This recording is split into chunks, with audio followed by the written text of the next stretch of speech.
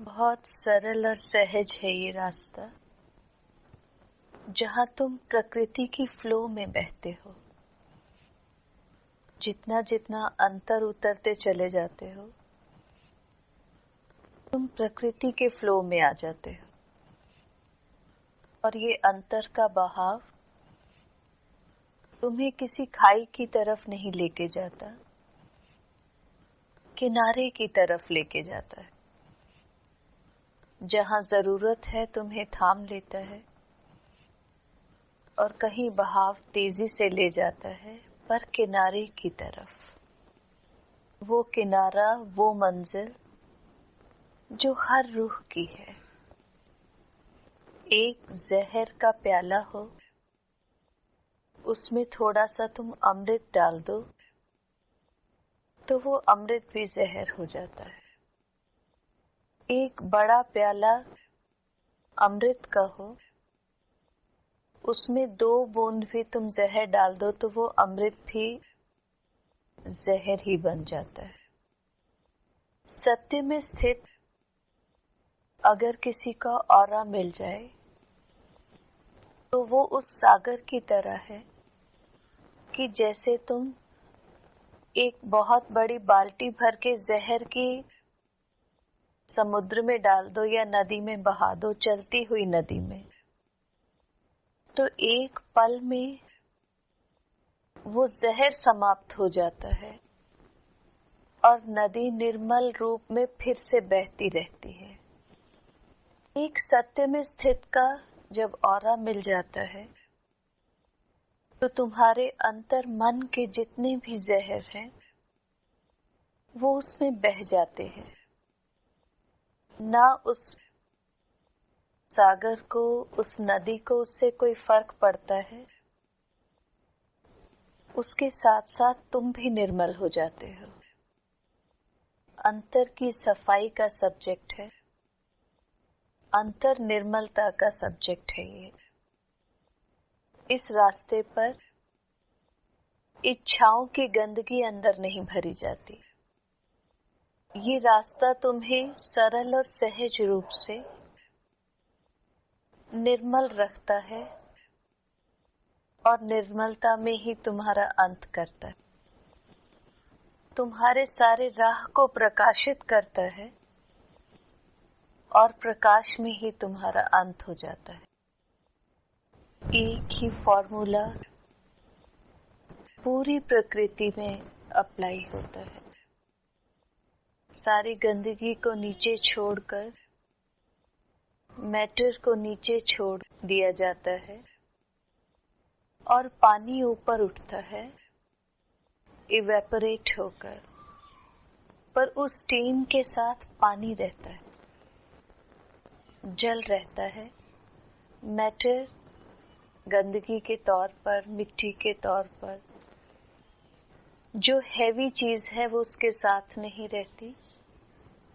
वो water steam होकर ऊपर उठता है और वो एक जगह सारे के सारे बादल इकट्ठे होते चले जाते हैं दोबारा बरसने के लिए। लेकिन जो बरसने वाले बादल हैं उनका भी स्फेयर कुछ किलोमीटर का होता है। कुछ स्टीम जो वहां पर नहीं रुकती, जो स्फेयर को भी क्रॉस कर लेती है, उसका पानी भी सूख जाता है और एक क्लियर स्काई में जाकर उसकी मर्जिंग हो जाती है। Very high, very very high, और ग्रेजुअली उससे ऊपर चलते चलते वो क्लीनिंग ही एक दिन लाइट में आकर लाइट का हिस्सा बन जाती है। बिल्कुल उसी तरह तुम्हारी अंतर की एनर्जी, तुम्हारी इनर एनर्जी मैटर के साथ, गंदगी के साथ, इन सब चीजों के साथ मिली रहती है, इसलिए जीव आत्मा कहलाती है।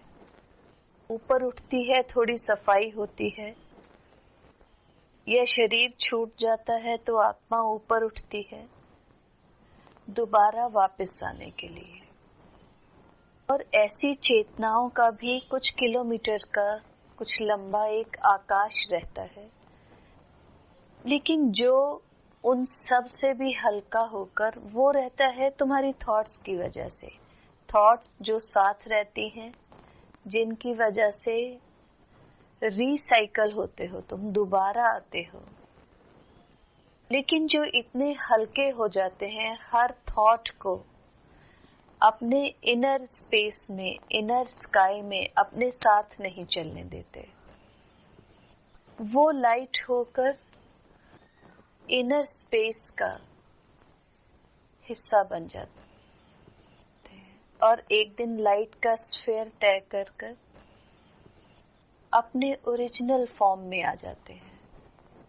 सारी के सारी यूनिवर्स में इसी तरह से चलता है कि जितना भारी बादल होगा उतना नीचे रहेगा, जितना हल्का होगा उतना ऊंचा उठता चला जाएगा। और एक दिन वो उस लिमिट को भी, उस बॉर्डर को भी क्रॉस कर लेता है जहां पर वो स्फीयर है, जो उसकी सीमा रेखा है, उससे भी ऊपर उठ जाता है। उसी तरह जीवात्मा बार बार समय लेती है, बार बार उठती है, फिर आती है। और जब वो अपने आप को हल्का कर लेती है, थॉट प्रोसेस को शॉर्ट रखती है। तुम्हारी एक्सपेक्टेशंस, तुम्हारी डिजायर्स, तुम्हारे एट्रीब्यूट्स, तुम्हारी ईगो, ये जितनी लेस होती चली जाती है लाइफ स्पैन में, उतनी ही लाइफ एनर्जी तुम्हारी हायर टू हायर राइज होती चली जाती है।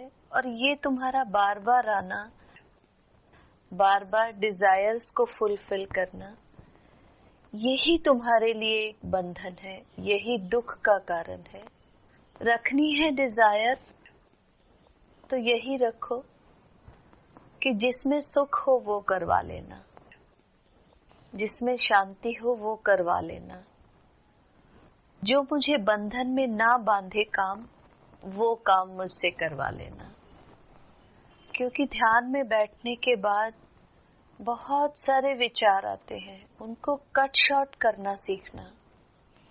भाव दशा उठे, प्रेयर उठे तो प्रेयर ढंग से करना, क्योंकि ह्यूमन के पास ये एक ऐसा सोर्स है।